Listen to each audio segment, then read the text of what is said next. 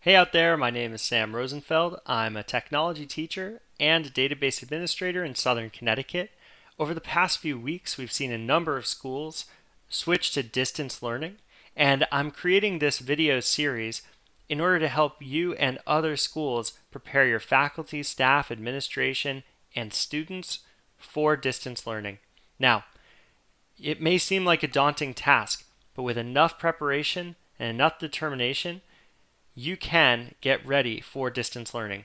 We're going to be covering Google Apps for Education and a number of other third-party softwares that over the last few weeks have decided to offer their products for free to schools that are in this situation. And before we even begin, I want to thank all of those companies for making such a tremendous effort to make sure that all of our students get access to the highest quality education possible. If there are videos that you would like me to create, please leave them in the comments below.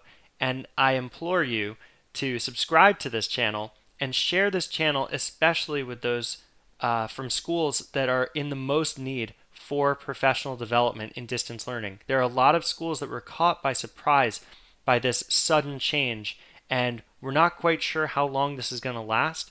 So I'm hoping to produce a new video every single day to share what I've learned from my colleagues, what I've learned from fellow teachers, and I hope that you'll share with me as well, and together we'll create a network that will allow us to provide the best access to technology education and distance learning tools that we possibly can. So again, thank you for your time.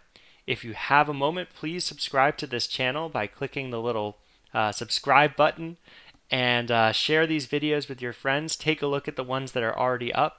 I know that the virtual classroom video I posted a little while ago seems to be getting some traction. So I hope that that will help prepare teachers for the next few weeks of distance learning.